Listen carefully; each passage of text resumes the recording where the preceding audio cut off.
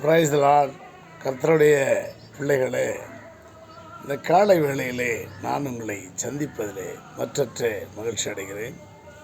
தேவன் தாமே ஒவ்வொரு நாளும் நம்மை நடத்துகிறதிலே மிகவும் உண்மையுள்ளவராகவும் நமக்கு போதிக்கிறதிலே உத்தமராகவும் இருக்கிறார். ஆகினாலே தேவனுடைய பிள்ளைகளே, ஒவ்வொரு நாளும் தேவன் புதிய புதிய காரியங்களை குறித்து நம்மை ஆச்சரியப்படுத்த வைத்து கொண்டிருக்கிறார். அது என்னவென்று சொன்னால், தேவன் தாமே நேற்றைய தினத்தில் கூட என்னுடைய அலுவலகத்தில் அருமை ஐயா அவர்கள் விஜயசரவணன் என்கிறதானே ஒரு கூட்டுறவு சார்பதிவாளர் எங்களுடைய அருமை கூட்டுறவு சார்பதிவாளர் திருமதி சிந்துஜா அவர்களிடத்தில் சொல்லும் பொழுது, உண்மையாகவே தேவனை பற்றி நான் ஒவ்வொரு நாளும் பேசுகிறதை பெருமையாக சொல்லிக் கொண்டிருந்தார்.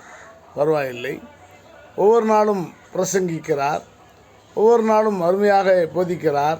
அதை தினந்தோறும் நான் பார்த்து கொண்டு தான் இருக்கிறேன். மெய்யாகவே மாறி போனார் இந்த மனிதர் என்று சொல்லி பெருமை சொல்லி கொண்டிருந்தார். ஆனாலும் இந்த பெருமைகள் யாருக்கு சேரும் என்று சொன்னால், ஆண்டவரும் ரட்சகருமாகிய என் இயேசு கிறிஸ்துவுக்கே அந்த பெருமைகள் உரித்தாகும்.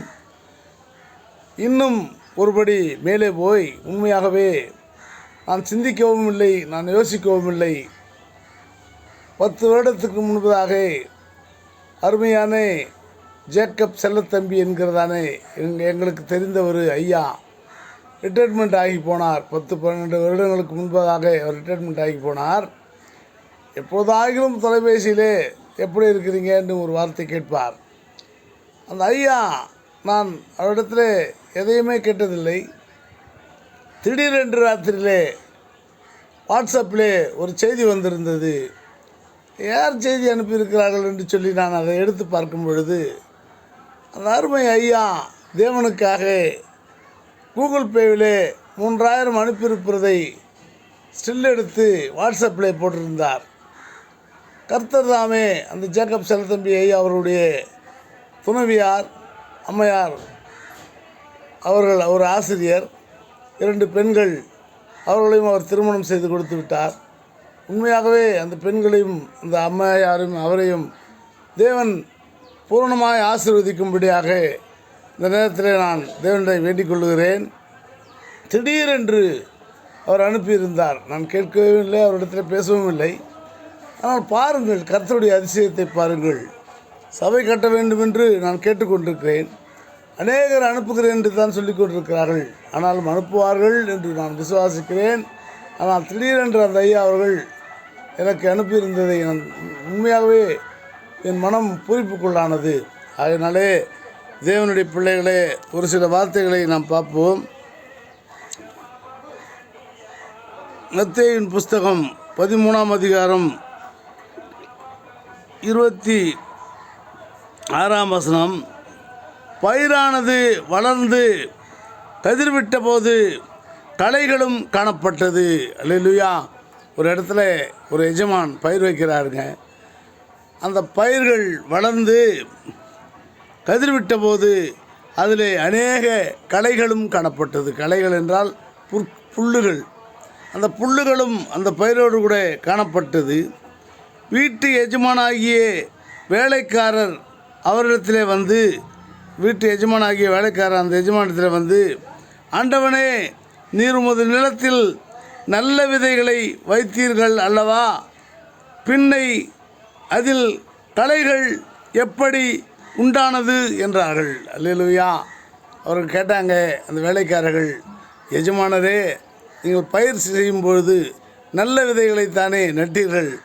பின்ன நல்ல விதைகளை நட்ட அந்த நிலத்தில் களைகள் எப்படி வந்தது என்று கேட்டார்கள். எப்படி உண்டானது என்றார்கள். அதற்கு அவன், சத்ரு அவைகளை செய்தான் என்றான். அல்லேலூயா. பிசாசு, சத்ரு. இந்த உலகத்தில் பள்ளம் இருக்கிறது, மேடும் இருக்கிறது. அல்லேலூயா. உயர்ந்தது இருக்கிறது, தாழ்ந்தது இருக்கிறது. ஆகையினாலே அங்கே தேவனுடைய வசனமும் இருக்கிறது, பிசாசனுடைய செயல்களும் இருக்கிறது. சத்ரு அவைகளை செய்தான். நாம் கூட உலகத்தில் நல்லவர்களும் உண்டு, தீயவர்களும் உண்டு. அந்த தீயவர்கள் யாரால் உண்டாக்கப்படுகிறார்கள்? ஆண்டவர் படைக்கும் பொழுது எல்லோருமே பரிசுத்தமானவர்கள், நல்லவர்கள், நல்ல குணங்களை உடையவர்கள் தான். ஆனால் அவர்கள் தீயவர்களாய் ஆனது எப்போது என்று சொன்னால், சத்ரு ஒரு சிலரை தன்னுடைய பண போகத்தினாலும், மயக்கத்தினாலும், விபச்சார மயக்கத்தினாலும், வேசித்தனத்தினாலும் அவளை தீங்கு விளைவிக்கும்படியாக சத்ரு அவைகளை உண்டாக்குகிறான். யார் உண்டாக்குகிறது என்றால், சத்ருவை தவிர வேறு யாரும் அங்கு உண்டாக்கவில்லை. அதற்கு அவன் சத்ரு அவைகளை செய்தான் என்றான். அப்பொழுது வேலைக்காரர், நாங்கள் போய் அதை களைகளை பிடுங்கி போட உமக்கு சித்தமா என்று கேட்டார்கள். ஏசப்பாக்களையும் கேட்குறாங்க, கர்த்தர்களையும் கேட்குறாங்க. இந்த பிசாசு செய்கிற செயல்களில் அப்படியே கெட்ட கெட்ட காரியங்களை செய்து கொண்டிருக்கிற மனிதர்களை நாங்கள் போய் கொன்று போடட்டுமா? உலகத்திலே அவர்கள் இல்லாமல் பண்ணட்டுமா? தேவ பிள்ளைகளுக்கு எதிரான செய்கைகளை செய்கிறவர்களை ஒரு நொடியிலே துஷ்டம் பண்ணட்டுமா என்று கேட்கிறார்கள்.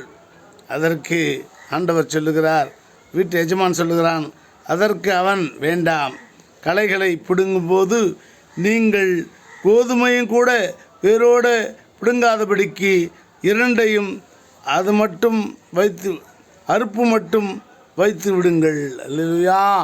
வேண்டாம் வேண்டாம் வேண்டாம், நீங்கள் களையை பிடுங்கன்னு போய் நீங்கள் கெட்ட மனிதர்களை அழிக்கிறன்னு போய் அதோடு கூட சேர்த்து நல்ல மனிதர்களையும் அழிக்காதபடி இரண்டையும் அறுப்பு மட்டும் விட்டு விடுங்க. கடைசி காலம் வருகிறது, இதோ சீக்கிரத்திலே வருகிறேன், அவனுக்கு உண்டான பலன் என்னோடு கூட வருகிறது. அல்லேலூயா. அநியாயம் செய்கிறவன் இன்னும் அநியாயம் செய்யட்டும், நல்லது செய்கிறவன் இன்னும் நல்லது செய்யட்டும். இதோ சீக்கிரத்தில் வருகிறேன், அவனுக்கு உண்டான பலன் என்னோடு கூட வருகிறது என்றார். அல்லேலூயா.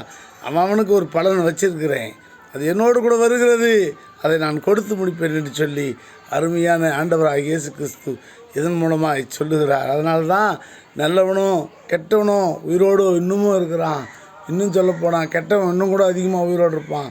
ஆனால் நல்லவன் கர்த்தரிடத்தில் போய் சீக்கிரமாக சேர்ந்து விடுவான். ஏன்னு சொன்னால் அவன் பாடுகள் அனுபவிப்பது கொஞ்சம் குறைவாக இருக்கும். இவன் பாடுகள் அனுப்புவது ஐயோ ஐயோ என்று கூச்சல் விடும்படியான பாடுகளை அவன் அனுபவிக்க வேண்டும். அதனால தான் சொல்லுவாங்க, கெட்டது செய்கிறான் அவன் எப்படி இருக்கிறான் தெரியுமா? பணத்தோடும் காரோடும் புகழோடும் இருக்கிறான், ஆனால் அவன் செய்தெல்லாம் கெட்டது. அதனாலே ஆண்டவர் அதை எடுத்து விடட்டுமா என்று தேவதூதர்கள் கேட்கிறார்கள், அவனை கொன்று போடட்டுமா என்று கேட்கிறார்கள். வேண்டாம் வேண்டாம், அறுப்பு காலம் ஏதோ நான் வருகிறேன், கடைசி காலம் மட்டும் இருக்கட்டும், அவன் கடைசி காலத்தில் பார்த்துக்கலாம் அவன் கதையை சொல்லி வச்சிருக்கிறாருங்க. அதனால் துணிகரமாய் பாவம் செய்கிறவர்களே, துணிகரமாய் தேவனை மிஞ்சுகிறவர்களே, எந்த வசனத்தை பேசியாகலும் நாம் தப்பித்து கொள்கிறோம். நம் மீது தான் சப்போர்ட் இருக்கிறது, நம் மீது எல்லாமே சார்ந்திருக்கிறது, நம்ம எதுவும் செய்ய முடியாது என்று நினைக்கிறவர்களே, உங்களுடைய காலம் அறுப்பு காலம் மட்டும் இருக்கிறது. அந்த அறுப்பு காலத்திலே தேவன் உங்களுக்கு தேவையானவர்களை செய்வார் என்று சொல்லி நாம் ஜெபித்து முடிப்போம். அன்பின் பரலோக பிதாவே, ஏசப்பா, இந்த சபையை கட்ட வேண்டும் என்று இதோ 3000 ரூபாய் அளித்திருக்கிற ஜேக்கப் செல்லித்தம்பியாய் அவர்களை, கர்த்தாவே, குடும்பத்தையும் தேவன் ஆசீர்வதிப்பீராக. இன்னும் இந்த பதிவை பார்த்து கொண்டிருக்கிற ஒவ்வொருவரும் ஆண்டவரே கொடுக்க வேண்டும் என்று மனதுள்ள ஒவ்வொருவரும் சீக்கிரத்திலே கொடுப்பார்கள் என்று சொன்னால் இந்த சபையை கட்டி முடிக்காது ஏதுவாக இருக்கும் ராஜாவே. கர்த்தாவே, ஒவ்வொருவரும் இந்த பதிவை பார்க்கிற ஒவ்வொரு குடும்பங்களையும் சமாதானமும் சந்தோஷமும் நீடிய ஆண்டவரே அவள் குடும்பத்திலே எல்லாம் தங்கி தாபரிப்பதாக. அவருடைய பிள்ளை செல்வங்களை, அவள் தகப்பன் தாய்மார்களை, அவள் மனைவி கணவர்களை, அவள் பிள்ளைகளை ஒவ்வொருவரையும் ஆசீர்வதிப்பீராக. கொடுக்கிறவர்கள் இன்னும் சில மாதத்திலே இந்த மாதத்திற்குள்ளாக கூட கொடுத்து விட்டால் அது நலமாக இருக்கும் ஆண்டவரே. கர்த்தர் தாமே ஒவ்வொருவரையும் ஆசீர்வதியும் ஆண்டவரே. வியாதிஸ்தர்களை ஆசீர்வதியும், வியாதிஸ்தர்கள் வியாதியிலிருந்து நீக்கி போடும். கர்த்தாவே, பிள்ளை இல்லாத தாய்மார்களுக்கு பிள்ளை வரங்களை கொடுத்துடலாம் ஆண்டவரே. காத்து வழிநடத்தும் பரமசிவன் ஐயா அவர்களை சீக்கிரத்திலே ஆசீர்வதித்து எனக்கு தாங்க முடியாத கிருபைகளை செய்யும். இயேசு கிறிஸ்து நாமத்தில் ஜெபிக்கிறேன் பிதாவே. ஆமேன், ஆமேன், ஆமேன்.